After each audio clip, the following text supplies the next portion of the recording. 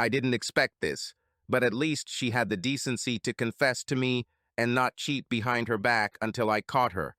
I really didn't know what to say. Was I angry? Yes. Was I confused? Yes. Was I going to try to stop her? Never. George, I'm not being unreasonable. See a lawyer if you think it's necessary. The only thing I ask is that you continue to pay for your kids' college education. Other than that, I don't need anything other than my clothes and jewelry. I just sat there, holding the divorce petition in my hands.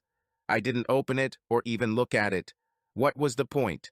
Linda had already moved her things out of the house without me even noticing. I didn't say anything, but she insisted on talking nonstop. She did this when she was nervous.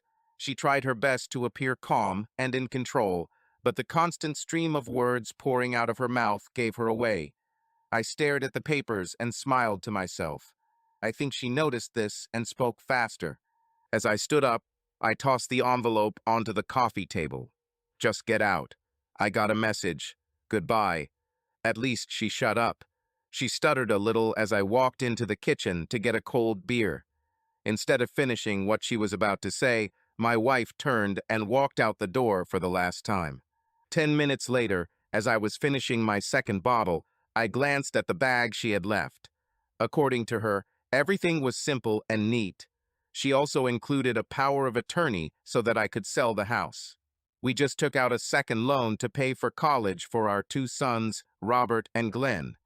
If I sold the house now, I wouldn't even have enough money to pay the realtor's commission. So what was it that ended a 20-year marriage?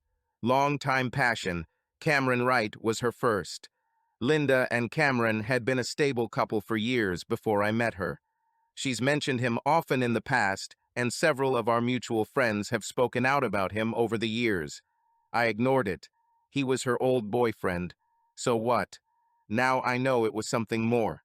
I must have been sitting for quite some time because I noticed that the room was starting to get dark. I knocked over 3 empty bottles as I reached over to turn on the desk lamp. Then the doorbell rang. Damn it. And who else is there? I was talking to myself. George, I just found out what she did. Billy said I should come by and see if you're okay. It was Linda's sister, Grace. I've always liked Grace. In fact, I liked her better than Linda. I must have drunk too much and wasn't thinking straight. Billy was my best friend. I should get my ass kicked for even thinking that way about his wife. I shook my head as if there was water in my ears in a futile attempt to get my logical senses in order. Grace took my hand and led me to the kitchen. I was a little reluctant because she seemed to treat me like I was disabled. I didn't need any damn help. The fluorescent lighting made my eyes hurt, but I just squinted. How much beer did I drink? I drank about half the coffee before I realized Grace wasn't saying anything. Are you feeling better now, George? Can we talk now? Give me a minute. I need to take a leak. By the time I returned, she had already filled the cup. So, Grace, tell me about my loving wife and Cameron Wright. When did all this happen? Your stupid son-in-law only found out about this afternoon. Don't be too hard on yourself, George. I always thought she was still into that asshole, even after you guys got married. It would have been great if you had said something 20 years ago. Be realistic. There was no way I was going to poke my nose into this. I just hoped that over the years she would forget about him. You two seemed to get along so well. Grace, it was never as good as it seemed. I now realize that most of the time our relationship was more platonic than romantic. I tried and tried all these years, but I could never really warm her up. Flowers, sweets, and decorations never helped. We got along, and that's it. In fact, we rarely quarreled. I think now I understand why. You hit it pretty well. Thank you. Can I grab some oatmeal cookies from the box behind you? My stomach is crying out for something. So tell me, sister-in-law, what prompted my wife to leave me? I don't know if you remember, but Cameron dropped out of high school and joined the Air Force. Right after that, you and Linda started dating. Cameron was Linda's first, if you know what I mean. I nodded and shrugged at the same time. A girl never forgets her first love. Either way, she was very angry when he left. She wanted a family and children. I think you were the one she chose to help her with this. I thought she made the right choice. I had no idea she was just using you until the asshole came back. Hell, I don't think she even knew he was coming back. So why did he come back now? He served 20 years in the Air Force and retired with the rank of major. Linda claims that he has a good pension and several good management positions in the district to start his second career. She told me about this, and there was real pride in her voice. She admired his magnificent military career as if she was part of it herself. Honestly, George, that sounded a little unhealthy. So, I guess she's living with him now. He is renting an apartment in Berkshire Heights until he can find a suitable house to buy in the area. Linda has now completely moved in with him. How long ago did he return? I'm not sure, but I think about 3 weeks. He called her as soon as he arrived in town. So that stupid George has been a cuckold for so long? Looks like it. Sorry. Grace tried to refill my coffee cup, but I motioned her away. I don't need coffee anymore. All I want now is to take a shower and get a good night's sleep. Thanks for stopping by, Grace. Lock the door when you leave. My sister-in-law actually looked sad when I left the room. I was glad the boys were no longer at home. I would be embarrassed to explain to them what happened. They would find out sooner or later, but I hoped that by then I would have regained my composure and wouldn't look so pathetic. My career choice was not that ambitious, but I liked my job. I was in charge of the produce department at one of the major supermarkets in the area. The company had been trying to get me to be a manager for the past 10 years, but I didn't want the long hours and a lot of responsibility. Now it didn't matter anymore. Early the next morning, I called my district manager and informed him that I was now ready to move. That same day, I was assigned to head a new store about 15 kilometers from home. I spent 3 days interning in Baltimore and then started my job. In my spare time, I notified the boys of my marital status, put the house on the market, and transferred all my credit cards and bank accounts. Linda's car was in her name, but the insurance was under my policy. The emphasis is on the word was. Launching a new store took me a lot of time. I didn't mind because it took my mind off my personal problems. Everything in the company was pretty orderly, so most of the difficulties I encountered were easily resolved. The corporation invited several professional employees who were opening stores to stay with us for the first 2 weeks. This was a great help. They provided training to most of the store's new employees. Half of the employees were experienced and transferred from other stores in the area. I was happy with the job and my ability to do it. In the blink of an eye, everything settled down. Everything was under control and went smoothly, so I had time to attend to my personal affairs. Since I planned to rent a small apartment near the store, I started getting rid of everything in the house that I would no longer need. Most of it I just gave away. There were several agencies in the area that were willing to take almost anything I was willing to part with. Of course, the first thing I did was get rid of the marital bed. I got great satisfaction from getting rid of wedding and family photos. I do have a small collection of photographs of boys. Billy called and insisted that I come to his house the following Sunday for a cooking class. He promised me that Linda wouldn't be there. He also wanted to fill me in on the status of Cameron Wright, a local war hero. It wasn't much of a cooking class. 2 teenage daughters, Billy and Grace, appeared but quickly disappeared. Basically, it was just an opportunity for Billy and I to chat. Grace spent most of the day feeding us cold beer and cleaning up after whatever Billy cooked. Okay, Billy, what do you know about Mr., or should I say Major, right? All I know, George, is what he's spreading at the Veterans of Foreign Wars Hall. Cameron and Linda came over a couple of times a week. He is all Tribune and Gladiator. The guys seem to get it, but I think they're just impressed because it's new blood. Heck, most of the guys who come there are over 60.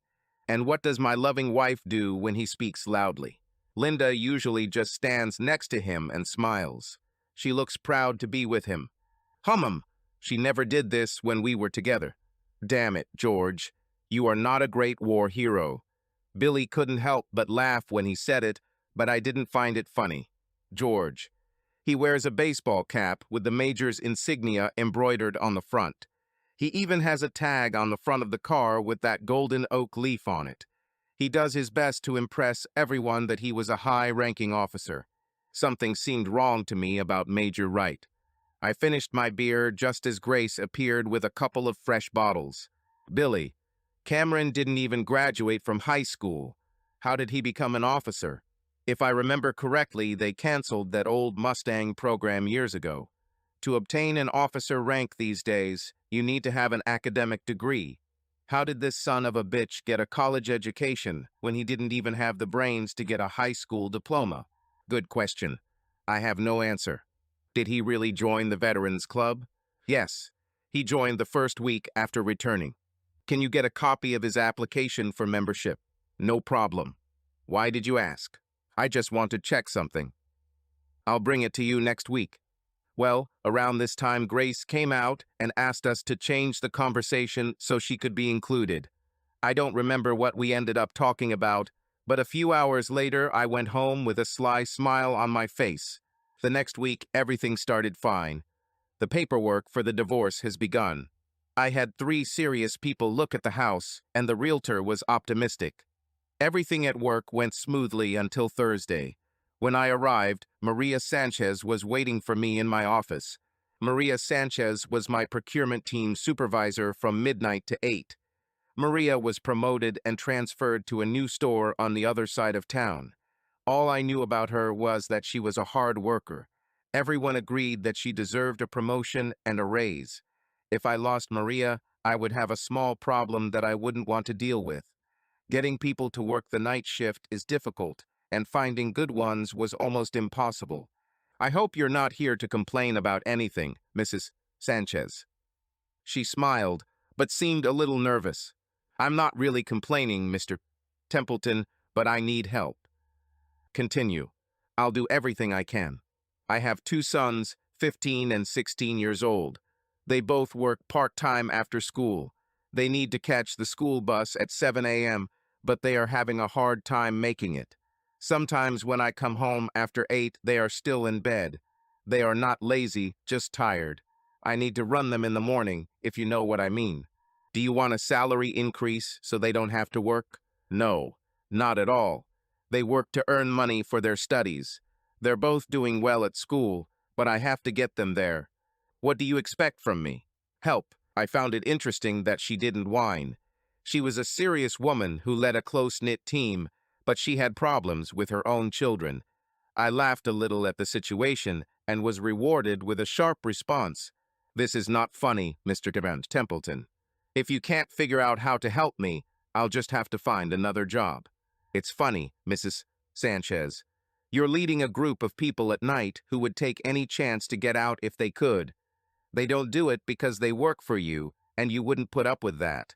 How come you let 2 little boys take advantage of you? Where is their father when all this is happening? Now I've really pissed her off. She began to stand up with fire in her eyes. For a second, I was afraid that I might have lost her. You are arrogant, Mr. Templeton. Everyone said that you are smart and fair. Looks like they were wrong. I didn't come here to be insulted. Calm down and sit down. I have a possible solution. She sat down again, but didn't look too happy about it. I'm going to change your work shift. You will start at 11. This will give you time to prepare supplies for the night crew when they arrive at 12. You will work until 6 when the first of the day shift supervisors arrives. He will be on duty at the end of your shift. You'll have plenty of time to get home, take your boys to school, and maybe even make them breakfast. That's good, except for one small problem. I need a minimum of 38 scheduled hours to keep my health insurance. I can't afford to lose my insurance. She was right, but I wasn't done yet. Do you go to church, Mrs. Sanchez? Damn it. Here you go again. You really know how to piss someone off. What the hell do my church habits have to do with my job? You certainly have a temper, Mrs. Sanchez. I would appreciate it if you could calm down a bit until I finish. And stop calling me Mrs. Sanchez. I'm single. I believe you have a witty remark about this too. I was starting to get annoyed with this woman. I sighed, leaned back in my chair, and immediately fell backwards. For a moment, I just stared at the ceiling. I was amazed at how cheap the lights looked. I heard her giggle as she looked over my desk. I lay on my back like a little frog, and she quietly laughed at me. She brought her hand to her mouth to hide her smile. Sorry. I was embarrassed by my clumsiness, but she was amused. It was difficult for me to pull myself together when I stood up. If I can't call you Mrs. Sanchez, what should I call you? Maria. Just Maria. Maria.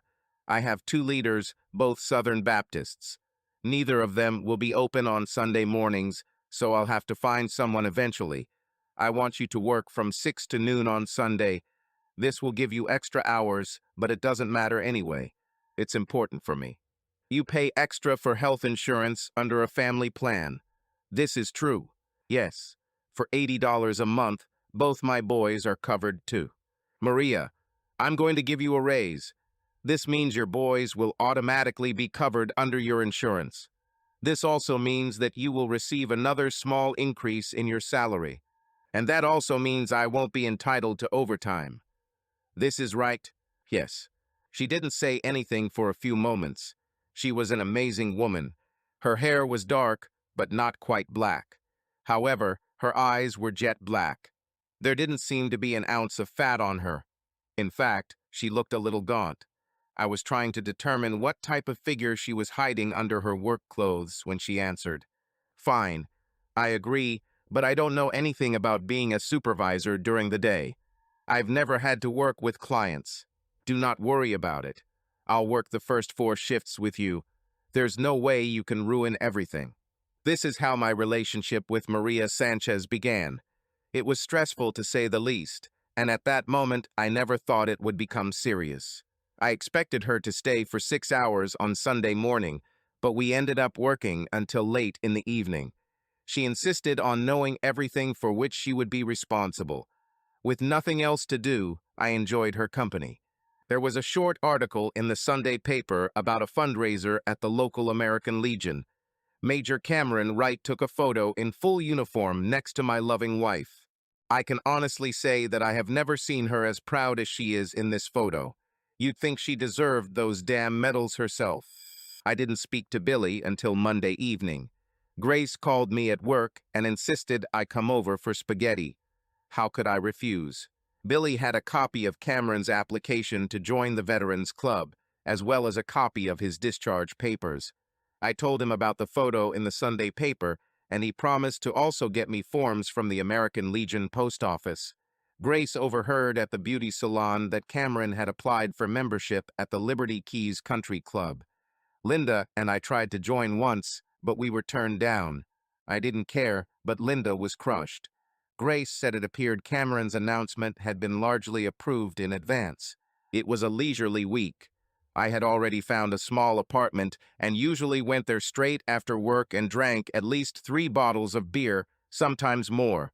Cable TV was included in the rental price, so I wasn't completely bored. Next week, I will have an internet connection via DSL. The week ended on a high note when I found on my desk an invitation to dinner with Maria and her 2 sons. I already had her address and phone number, but she gave it to me anyway. I felt awkward, and this could very easily be interpreted as a violation of the company's relationship policy. Just in case, I called my boss in Baltimore and explained this to him. Having his blessing made me feel much better about the whole situation. I bought a bottle of wine to take with me, but had no idea what to bring for the boys. I was a little nervous about meeting Maria's sons, but after they learned that I have 2 sons who are already in college, the evening became much more pleasant. Poor Maria found herself left out of most conversations. I tried several times to engage her, but in the end she made a face at me, as if to tell me not to worry about it. She seemed pleased that I got along with Armand and Martin. The evening ended too quickly, and we never had time to open the wine. I spent about 2 hours with Maria that Sunday as she started her first real shift as a supervisor. I got the feeling that she couldn't wait to see me leave so she could fly on her own. This was a good sign for me. She promised to call me if she had any problems. She also asked me to come over for dinner that evening. Armand and Martin mysteriously disappeared after dinner, leaving Maria and I alone. I helped her wash up after dinner, and we were finally able to open that bottle of wine. The conversation was awkward at first. With the exception of dinner on Friday, everything between Maria and I was strictly professional. She looked a little dejected when I explained to her that our relationship might cause problems, but quickly mentioned that she was sure it was a small thing that would not be difficult for me to resolve. Although I did not bring up the topic, Maria must have felt the need to explain her marital status. She lived with the boy's father in Tucson, and one day he simply disappeared. She lived there for 3 years, but he never returned. Her brother worked as a bricklayer in the Philadelphia area and convinced her to move in with him and his family. She eventually got her own place and has been working to improve the boys' lives ever since. She has never been married. As soon as I finished my story of marital grief, the bottle of wine was empty. Even though the topics of conversation were disgusting, I still enjoyed my time with Maria. We spread out the evening over several hours, so drinking wine wasn't an issue when it was time for me to go home. For a few days, everything was pretty normal, both at work and in my personal life. One evening, Billy came to me with information from the American Legion Post. We drank a couple of beers and tried to figure out what to do now that we had all the backstory. A few bottles of beer were too much, and Grace ended up coming to pick up her drunken husband. The next morning I was late for work, but no one complained because I was the boss and I usually arrived early. Friday morning brought another unexpected surprise. 3 vice presidents of the company came. They took a cursory stroll through the store, but it all seemed a little fake. Everything became much clearer when we broke for lunch. Apparently, there was a severe shortage of managers in supermarkets, or so it seemed to me. Before dinner was over, I was offered the position of regional supervisor, responsible for 6 stores within a 50-kilometer radius. The salary and benefits associated with this position were more than I could have ever imagined. Of course, I agreed. My assistant at the store was also pleasantly surprised when I handed over all the work to him. I left him with one request: don't mess with Maria. He winked at me and I smiled, showing that we were on the same page. Maria, naturally, was unhappy to see me leaving the store, but she was pleased that I received a promotion. I invited her to a delicious dinner, which I think could be called our first real date. The boys were delighted that we spent the evening together. It was also the first time I saw her dressed and tidy. She was amazing. She seemed to take my promotion a little better when I told her I would still be working and living in the immediate area. On the other hand, she was not pleased to hear that I had to go to Baltimore for 2 weeks of training. On Sunday, I had lunch with Billy and Grace. We celebrated my good fortune, and I tried my best not to drink. I planned to take a short trip to Maryland that evening to be fresh for my first day of training. Billy wanted to know what I planned to do with Cameron and Linda. I told him it would have to wait until I was finished and settled into my new position. Maria and I talked on the phone every day, sometimes twice. I felt like a teenager. She asked me about all the training, and I made her tell me what happened in the store. I always asked her about boys. She seemed to appreciate the fact that I showed interest in them. My new job came with a lot of responsibilities that I didn't expect. Involvement in the community was important. I was expected to join as many civic and community organizations as possible, including the local country club. I smiled when I was told that my position in the company guaranteed me recognition almost everywhere I turned. Life was good. The first weekend I went home and saw Maria twice. I got my first kiss, but felt a little awkward since I was technically still married. She hesitantly asked me about the kiss and laughed a little at my explanation. She teased me a little, and I think she liked it. I know I liked it.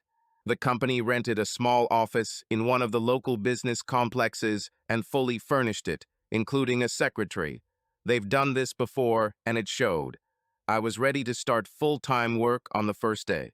On my desk was, among other things, my application for full membership at the Liberty Keys Country Club. All I had to do was sign it and pick up my membership card. I decided that would be the first thing. I was wearing a new suit and driving my new company car. Everything was wonderful. I strutted into the club lobby until I saw Linda. She was standing with several other ladies, wearing a cute little tennis suit. I didn't even know she played tennis. Suddenly, the pain and humiliation of what she had done to me came back. I lost my swagger and confidence just by seeing her. Unnoticed, I tried to walk past the group. Everything was working fine until I heard one of the ladies ask, "Isn't that your husband who just came in?" I didn't turn around. There was a quiet murmur as I handed the clerk my form. He disappeared into the back room while I stood there waiting for something unpleasant to happen. I knew this would happen. It would have been nice to have a witty barb ready, but my mind was blank. "George, what are you doing here? This is for members only, you know. You're not going to try to join again, are you?" I really wanted to embarrass her in front of her new friends, but I couldn't bring myself to do it. "Hello, Linda. You look good. Nice outfit. He's new. I didn't know you played tennis." I was babbling something. I wanted to be smart and witty, but it just wasn't there. The string of stupid statements was a good indicator of how nervous I was. That in itself was awkward. "I'm taking lessons, George. I always wanted to play tennis, but we could never afford it." All I could do was smile. "You really shouldn't be here, George. I am very uncomfortable. It's members only, you know." I was still smiling when the clerk returned to the counter. "Here you go, Mr. Templeton. Your membership card, locker key, and a copy of the club rules. Welcome to the Liberty Keys Country Club, sir." I silently nodded to him as a sign of thank you and turned to leave. Linda stood there with a confused expression on her face. I grinned and said nothing more as I walked back through the club lobby. As I walked out the door, I wanted to turn around to see what she was doing, but I fought the urge. I smiled the whole way back to the office. That evening, I took Maria to dinner at Red Lobster.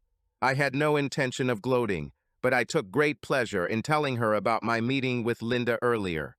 There was no wine with dinner because my guest had to be at work by 11.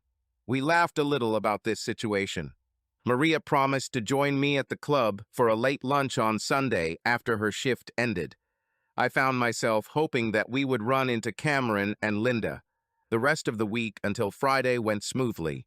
Helen, my new secretary, who by now knew about my marital problems, smiled when I entered the office. There was a local newspaper on my desk, and on the front page was a photo of Cameron Wright in handcuffs being put into a plain black car.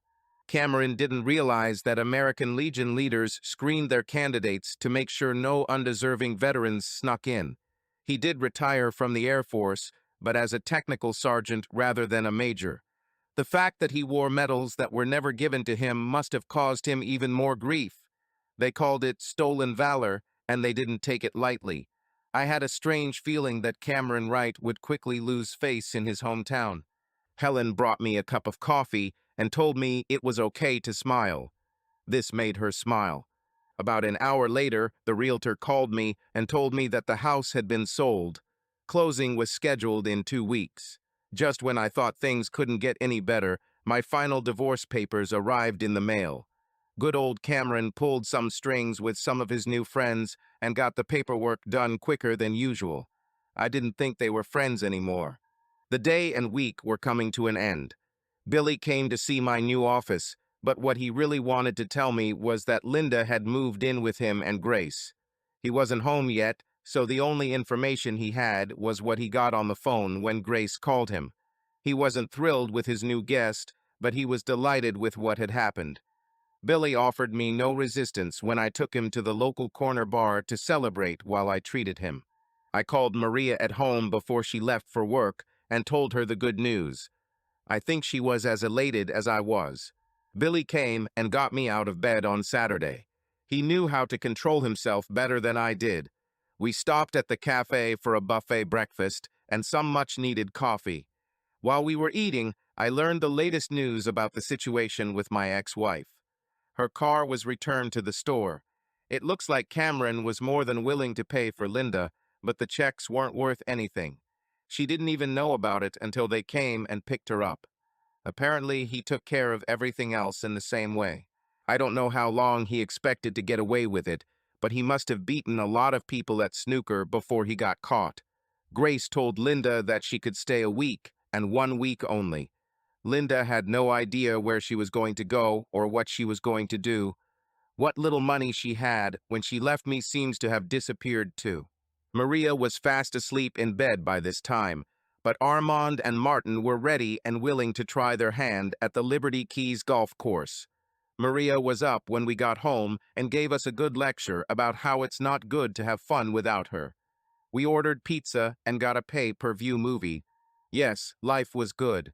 On Sunday morning, Maria and I had a nice brunch at a local club. I was hoping to show it off to Linda and Cameron, but they never showed up. There were a few looks our way, and I noticed a few comments, but overall it was great. This was the first of many branches to come. Linda moved out of Billy and Grace's house before the end of the week into a small, furnished apartment.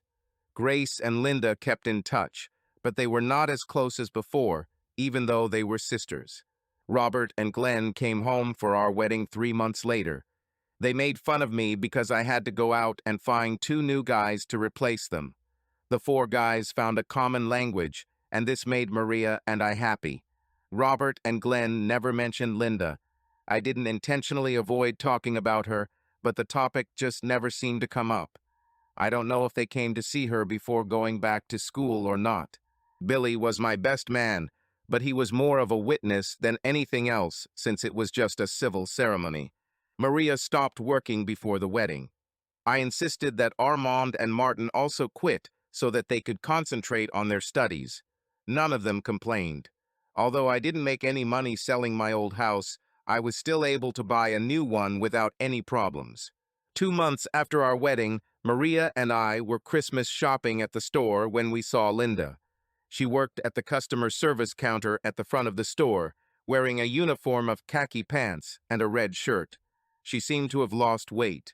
She looked up and noticed that Maria and I were looking in her direction. We watched as she turned and walked into the office behind the counter. It was not our intention to embarrass her. She had already suffered enough. Maria and I left the store and have been shopping elsewhere since then. Cameron Wright simply disappeared. After he was arrested and charged, he was simply taken away and we never heard from him again. Robert and Glenn came home for Christmas to their new home. The big holiday surprise was Linda's arrival. Maria invited her without telling me. An awkward situation arose for a few moments. At first I was annoyed, but then I realized that this was a very noble and courageous step on Mary's part. Confrontation was necessary for all of us to come to closure. I never forgave Linda for what she did, but just knowing that she was aware of what she had lost made the situation better. Subscribe to our channel so that your second chaff doesn't cheat on you, and go ahead and listen to the next story, because this story is nothing compared to the next one. If you're under 18, don't even think about listening to the next one.